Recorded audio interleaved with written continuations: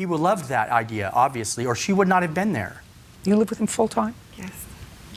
Good for you. Welcome to MsMojo, and today we're counting down our picks for the cases that Judge Judy Scheindlin couldn't dismiss fast enough. And she did not tell me that the dog would do this damage. And How did she know that the dog? You think the dog told her that it was going to damage your apartment? Number 10. Behave yourselves. Okay, she locked me in her house because she didn't want me to be with her brother. That's getting too complicated for me. In her younger and more patient days, the judge put up with a lot more disorderly conduct in her courtroom. While it may be plaintiff Charles Lanfried's case, his witness and the defendant end up getting into a verbal back and forth that completely derails everything.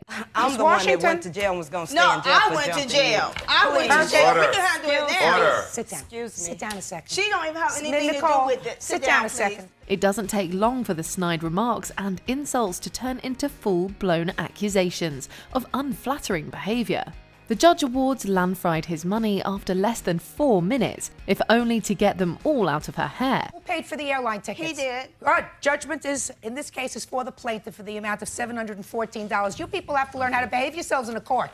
That's all. Parties are excused. Step out. Still, the drama is far from over. Their heated exchange spills over into the hallway outside. How many friends buy you a convertible? How many friends buy you a tennis bracelet? How many people sign your apartment on your lease? How many people do this? Number 9. Puppy promise. I paid her rent. You paid me. I paid her. Sure, if you interrupt her, you're gone. Okay. Do you understand? 2 former friends are horrified when their dogs act like the animals that they are and breed a litter of puppies. Plaintiff Jeanette Plenzik says she was promised a puppy from that litter that she never received. Right away, Judge Judy thinks these 2 are morons. 2 of you idiots did not have your dog neutered or spayed. So you brought a 6-month-old male puppy into a house with a 5-year-old unspayed female dog. When the plaintiff accidentally says they had no contract, the judge takes this as her out to not even have to hear this case. If it wasn't a contract, I don't have to hear you, which is perfect. After all, if there was no contract, there could be no breach of contract and therefore no lawsuit. She's not interested in these litigants' feelings, she's interested in the law. I'm a judge. I rule on questions of negligence. I rule on questions of contract. I rule on questions of custody. When I sat in family court, visitation, child abuse, neglect, not why should she get to keep all the puppies? Number 8. Your dog doesn't speak to you. Sometimes a case comes along that's so dumb, the judge can't help but spin the plaintiff in a circle before sending them on their way. I disagree with your... I don't care what...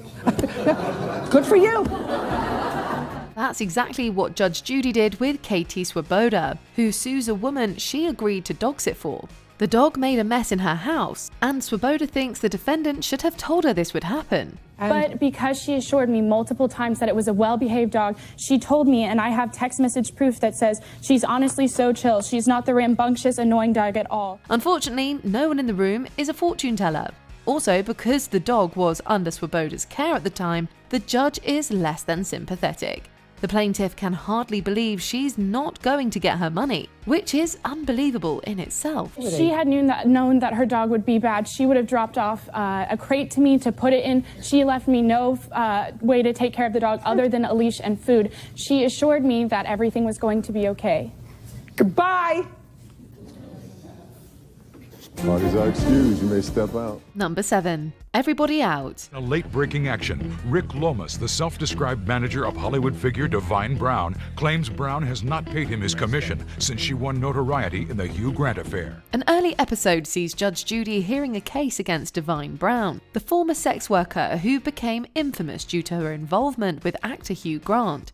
Sued by her former manager, the case erupts into a shouting match between both sides before Scheindlin tosses the whole case out. In fact, she does this not just once, but twice. Everybody out again. Out. Step out. Their cool-down period doesn't help. The fight continues out in the hall even after the credits begin to roll. Even the imposing Officer Bird can't get them to behave themselves.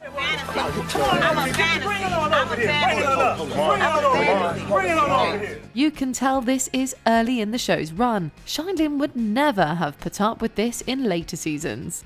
Step out, please. Step out. Jump over here, man. You ain't ready for that. You know better than that. Take your sorry butt back. Number 6. Big time doubts. No one can sniff out the truth like Judge Judy. She starts her interrogation of these litigants by announcing that this case doesn't sit right with her. I have to tell you, Mr. West, before we start, sir, I'm skeptical about your case. I understand that, Your Honor. I hope you understand that, sir. Okay. Toying with them before she dismisses their case, she asks them a series of seemingly innocuous questions about where they live and what they do. But it soon becomes clear she's got some more serious questions. It becomes clear that she thinks these guys might be taking advantage of the show's generosity in flying them out to LA by cooking up some phony lawsuit. You're in LA, right? Yes. Had a good Flew time. you here. What I'm asking you is, did you have a good time last night? Yes, I had a good Where time. did you have dinner? At the hotel. With whom? By myself. All by yourself. She sends them back home to resubmit their case in the local courts and washes her hands of them. So I'm going to dismiss your case without prejudice, and you can go back and sue him in Maryland or Virginia, because he's right over the bridge. Got it? Perfect. Goodbye. Number 5. She broke my toilet. Lisa Reed is suing her former friend, house cleaner Barbara Loth, for breaking her toilet when she sat on it. Judge Judy never hesitates to embarrass a litigant who she thinks deserves it. She makes a point to tell plaintiff Lisa Reed just how distasteful and petty she is for suing her former friend. The defendant, she argues, broke her toilet, most likely due to her size. Reed's attempt to get her friend to pay for the toilet and embarrass her on national TV doesn't go over well at all. All I want to know is, did you fall on it? Did you kick it? Heck no. Did you hit it with a hammer? No. Did you hit it with a wrench? No, Your Honor, no. It broke. The defendant's sweetness makes it seem all the more cruel. When Judge Judy finally gives her parting shot, the entire audience falls apart with laughter. Clearly, they agree. Toilets break. I had one just break in my apartment last week. Cost me $650 to put in a new toilet. You think I went around to try to find the last person who sat on it? Be stupid. Grow up. That's all. Number 4. Making up stories. By the time Troyona Rodriguez makes her case, the judge can't even be bothered to make heads or tails of it. Why was that so difficult for you to tell me? It was a little bit of confusion with the... Well, that's no confusion. Between the strange details of her relationship with defendant and Shia Swinderman, and how she lent Swinderman a TV set, so much seems to go unspoken or just seems completely made up. According to you, she asked to borrow it. Yes. Tell me the circumstances surrounding her asking to borrow the TV. The circumstances were that she could, being the friend that she was, You're making up a story now because I can tell. That's my gift. Okay. Rodriguez is unsure how to even answer some of the judge's questions. Nothing about the case makes sense. It's not exactly a mystery the judge is interested in figuring out. She doesn't like liars, and she especially doesn't like having her time wasted. The plaintiff leaves without her TV and without a clue. I'm not wasting another second worth of time over a 5-year-old television set that you gave her as a gift. We're done. Your case is dismissed. Excuse me, step out. Number 3. Stop interrupting. Kim Nola may have strong opinions about how she runs her business, but her practices don't endear her to the judge. If you're going to talk over me, I'm going to throw you out of here and not even explain. Would be my question. Just a second. If you're going to try to talk over me... Yes, ma'am. I'm going to throw you out. Yes, ma'am. It would be my pleasure anyway.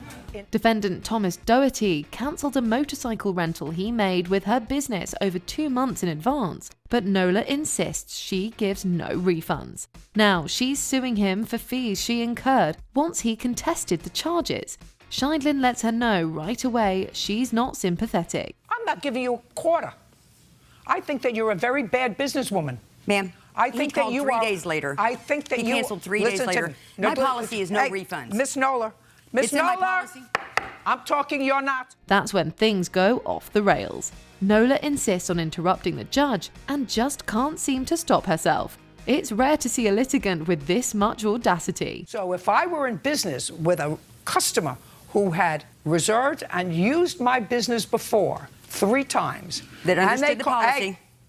That understood the policy. Goodbye, your case is dismissed, That's we're great. done. Number 2. Watch your language. Raven Miyamoto is suing her ex-roommate, 20-year-old Daisha Williams, for a loan, moving costs, and a destroyed phone. These 2 litigants are already at a disadvantage with Judge Judy. Raven Miyamoto and Dash Williams are clearly living for the drama. The former friend's petty squabbles are not exactly scintillating for the judge. She's not interested in hearing how they've healed from past traumas. She just wants to know who owes what. Just because she was living with people she barely knew, she was dealing with past traumas and asked me to move in with her.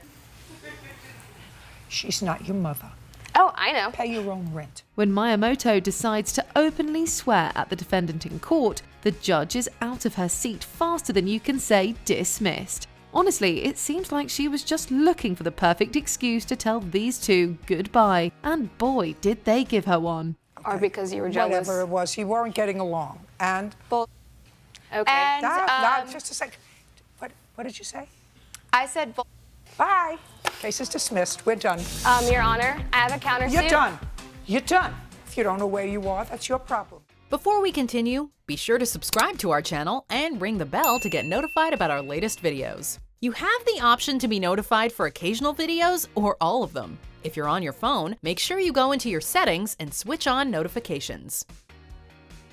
Number 1. Super seriously. Your Honor, I didn't write that. Did you read it? You signed it. Yes, I did. That part slipped my mind right there. I should have outlined that, okay? I thought I had that correct. But the bottom line is, I'm here to be truthful. Don't give me a bottom line. If there's one thing Judge Judy hates, it's a litigant who can't get to the point.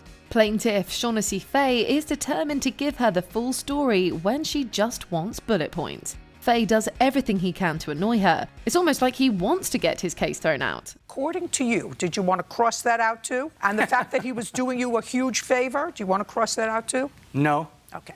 No. So he let you move in. That's valid. After several unsuccessful attempts to rein him and his juvenile antics in, the judge is all too ready to send him back home. He can't believe she would do this, and he even has the nerve to ask if she's serious. Never ask Judge Judy if she's serious. You take your case back to the small claims court where it came from. Do you understand? Seriously? No, not seriously. Super seriously. What's your favorite Judge Judy case? Let us know in the comments. Mr. Campos, what do you do for a living? I'm a lawyer. Where? San Antonio, Texas. Hope you don't use that against me. No, I'm going to hold your lawsuit against you because it's stupid. Do you agree with our picks? Check out this other recent clip from MsMojo. And be sure to subscribe and ring the bell to be notified about our latest videos.